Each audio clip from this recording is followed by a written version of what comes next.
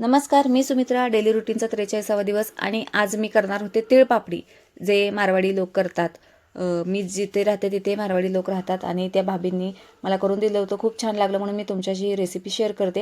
हे बघा, आधी तीळ मी भाजून घेतलेले आहेत. अर्धा किलो तीळ आहेत हे आणि छान भाजून घ्यायचं. त्याच्यानंतर याचं प्रमाण असं आहे की 1 वाटी तीळ आणि 1 वाटी पिठी साखर असं ह्याचं प्रमाण आहे. फक्त 1 वाटी पिठी साखर आपण कढईमध्ये त्याला भाजायचं आहे, जेणेकरून ते पातळ होईल आणि पिठी साखर नंतर वितळून त्याचं पाक तयार होतो. म्हणजे ते पूर्ण पाण्यासारखं होऊसपर्यंत आपण त्याला भाजायचं. त्याला जास्त काही वेळ लागत नाही. आणि अर्धा किलो तीळ घेतले म्हणून अर्धा किलो एकत्र करायचं असं काही नाही आहे. फक्त 1 वाटी प्रमाण साखरेचं तर 1 वाटी तिळाचं प्रमाण असंच आहे. याला जास्त काही अवघड रेसिपी नाही आहे. आणि हे पिठी साखर तुम्ही बघू शकताय, हे आता पातळ होत आहे किंवा त्याचं पाणी त्याला सुटत आहे. आणि जेव्हा पूर्ण ते पिठी साखर पूर्ण वितळून जाईल, त्याच वेळी ज्या वाटीनं आपण पिठी साखर घेतली होती भरून, त्याच वाटीने आपण तीळसुद्धा तेवढं 1 वाटी भरून घेणार आहे. ह्याच्यामध्ये वेलदोडीचे पूडसुद्धा तुम्ही घालू शकताय. आम्ही घातली होती.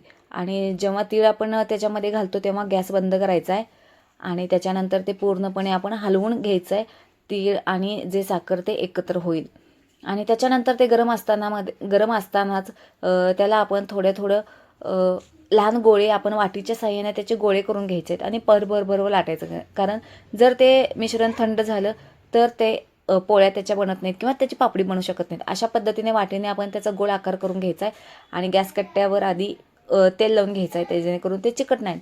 आणि गॅस कट्टा मी आधी धुतलेला होता, त्यामुळे सगळी स्वच्छता आहे ही. त्याच्यानंतर मी हे सगळं हे तिळपापड्या अशा पद्धतीनं वाटीच्या साहाय्याने गोल करून त्याच्यानंतर गरम असतानाच त्याचं भरभर आम्ही दोघी मिळून आम्ही लाटून घेतलेलं आहे. असं 4-5 वेळा आम्ही प्रत्येक वाटीनं प्रमाण केलं. अर्धा किलोला 4 वेळा करायला लागतं असं वाटीचं प्रमाण. आणि अशा पद्धतीने एका वाटीमध्ये 5 पोळ्या होत्यात. आणि अशा पद्धतीने इतकं सोपं रेसिपी आहे आणि खूप खायला तरी खूप छान आहे. कुरकुरीत पापडासारखंच लागतं आणि इतकं पातळ होतं. जोपर्यंत तीळ किंवा ते साखरेचं मिश्रण गरम आहे तोपर्यंत जर ते पोळी लाटता येते, त्याच्यानंतर पोळी लाटता येत नाही.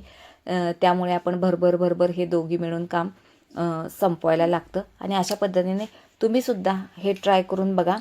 आणि तिळपापडीचं ही रेसिपी कशी वाटली?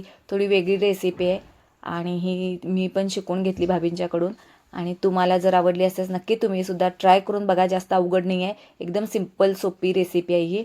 आणि तुम्हाला जर माझं यूट्यूब चॅनल आवडत असेल तर नक्की लाईक करा, सबस्क्राईब करा. कमेंट सेक्शनमध्ये मला सांगत जावा. आणि इथून पुढे सुद्धा अनेक भरपूर अशा रेसिपी आहेत वेगवेगळ्या, त्या मी तुम्हाला सिंपल पद्धतीने दाखवणार आहे. असं सपोर्ट करत चला. आणि हे बघा, आम्ही पापडी अशा पद्धतीने सगळ्या करून घेतलेल्या आहेत. तुम्हालासुद्धा आवडल्यास नक्की मला कमेंट करून सांगा आणि तुम्हीसुद्धा घरी एकदा ट्राय करून बघा. थँक्यू.